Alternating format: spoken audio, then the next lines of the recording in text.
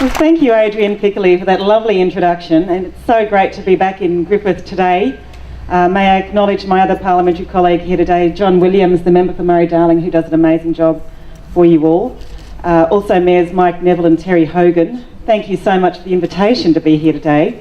To all of our wonderful speakers that we've heard so far, you've just been outstanding, and two things I'd just like to say in response to those speakers. Firstly, Elise, you make me feel like signing the petition myself, although it's probably targeted towards me, so I better not. But please make sure that you do sign Elise's petition, and because that's sending another strong message in. And the other thing is that it's just so fantastic to see so many people here today. I know that this rally was called at very short notice, and for so many people to be able to come from everywhere, from Barmer and Finley and Berrigan and everywhere around Conago, it's just great. There's a lady over here who's got a Baron Jack sign. Hold it up for me. Baron Jack water belongs to MIA. Well, I'm actually the member for Baron Jack, which used to be called Baron Jack, quite right. So I'm from Yass. I'm a Yass lass, we say, when we're lasses from Yass. So I'm a country girl as well, and we went through the drought with you. It was a very, very tough drought. I lost my father during that drought to suicide. I know that natural events impact very heavily on our regional communities, and certainly this Bason plan over the last 4 years has impacted very, very heavily on this community with so much uncertainty. Anyway, I've got a few notes here prepared, so I'll start my address. Thank you. I do, on behalf of New South Wales Government, acknowledge you one and all for turning out today and for standing up for your community. I understand that many of you also got up early this morning to travel here to again demonstrate to the Commonwealth the depth of feeling on its proposed Basin plan. The outcome of the Commonwealth's Basin plan, sorry ABC, if that was you. The outcome of the Commonwealth's Basin planning process is not only important to the people of the Riverina, but the New South Wales Government believes the issue is important to all parts of inland New South Wales, and it's just as important for the whole state of New South Wales. As you well know, we're here again because the Murray-Darling Basin Authority is still not listening to our concerns. I've got to admit, I've been absolutely flabbergasted. I've been completely lost for words to describe the way the Murray-Darling Basin Authority has undertaken the process, and I know that I'm not alone in this.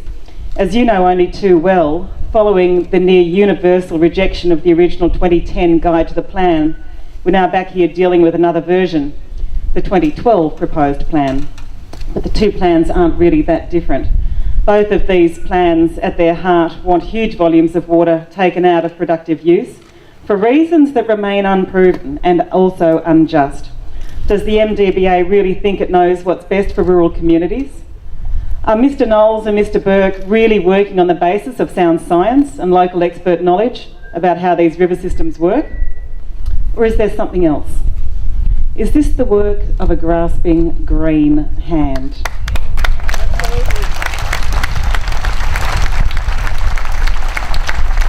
Is this just an ideological water grab? Do we need them to tell us how to save water for the environment? No. New South Wales already has progressed substantial water recovery itself, and under its own initiative, New South Wales has saved approximately 860 gigalitres of water just in the last 20 odd years, and they've done that in conjunction, hand in hand with local communities. But Mr Knowles and Mr Burke continually fail to recognise this saving or the manner in which it was saved.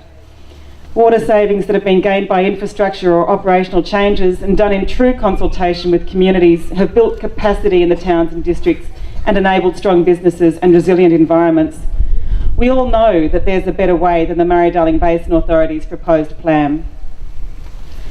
But the New South Wales Government has stuck to its commitment of working with the Murray-Darling Basin Authority, with the Commonwealth and the other states to try and develop a plan that's a good plan, one that's realistic, one that can work and one that's fair.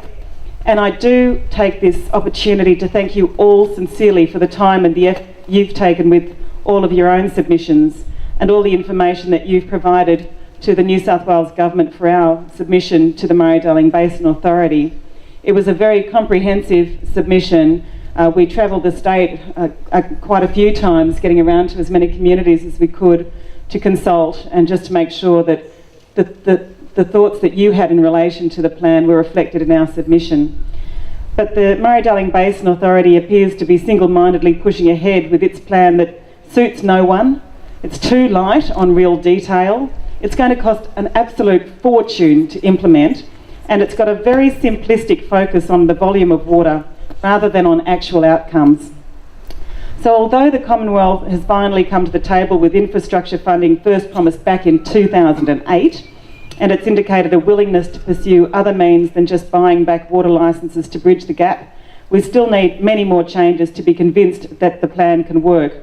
As we know, the New South Wales Government and communities are clearly opposed to just buying back water licences. And we want to make sure that the downstream component is properly and fairly shared between the states. Otherwise, there is a very real risk that far too much will simply be achieved through licence buybacks from the New South Wales, Murray and Murrumbidgee rivers, and that just cannot be allowed to happen.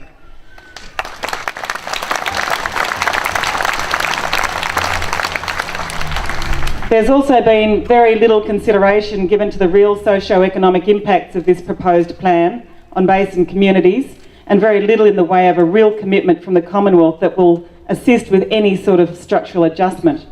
The Murray-Darling Basin Authority and the Commonwealth have still not given us any indication of how they intend to actually manage the water they've bought so far, let alone the water they still want to acquire to get to their magic figure of 2750 gigs. We here all know that there will be massive flooding and infrastructure issues if the Commonwealth tries to deliver that much water down to South Australia. I cannot understand why the MDBA and the Commonwealth fail to recognise that very simple but somewhat vital fact. However, while time is short under the Commonwealth's rushed agenda, I can assure you that negotiations with the Commonwealth are far from over on this proposed plan. I will again be pushing for New South Wales issues to be adequately addressed at the Ministerial Council meeting in Friday in Canberra. We'll continue to pressure the Commonwealth for a water recovery strategy that focuses on works and measures rather than its blunt and simple unstrategic buyback process. The Commonwealth must also commit to fund costs associated with implementation of the Basin Plan. New South Wales will continue to pursue sensible water savings ideas and works and measures that build regional Australia and support jobs and support the economy. There are a lot of good infrastructure works that can be undertaken that will benefit our communities and the environment. The Commonwealth Government just needs to listen. There are some good jobs that can come out of infrastructure projects. Above all this, we believe there is no need to rush the current ill-informed process through. There are huge quantities of water still flowing through the Murray-Darling system, as you all know. This means that there's more than ample time for the Commonwealth Government to take a deep breath, to set aside the ideological urgings of the federal Greens, to have a good hard look at the implications of what it proposes to do in the basin. I tell you that New South Wales is not at all interested in any rush job. This issue's importance far outweighs the Commonwealth parliamentary sitting schedule, which is what it's all about now. It's been said many times that New South Wales cannot accept a plan from Canberra that is not in the best interests of this state. However, as we've said all along, we are prepared to continue working constructively towards sensible outcomes for the Murray-Darling Basin. We're prepared to work with Tony Burke and Craig Knowles and the other states, and I'm sure that there are probably some points that we can agree on. But we are not going to compromise our communities. There must be no more non-strategic buybacks.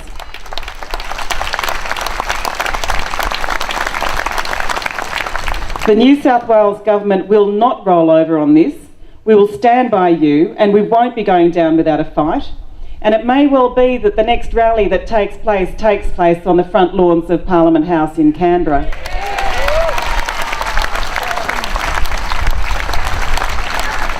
The Commonwealth Government needs to think laterally, not simply try and bully us all into a plan that makes no sense. We'll continue to work with you, and we ask that you continue to work with us to make sure that we've got vibrant rural communities now and into the future. Thank you very much for having me here today, Griffith. It's been delightful to be here at your Basin rally. I do want to take this sign that this young man's got in front of me here. It says, "Stay strong, New South Wales." If I can take that with me today and I'll be taking it into my meeting. Can you bring it up for me? Thank you very much.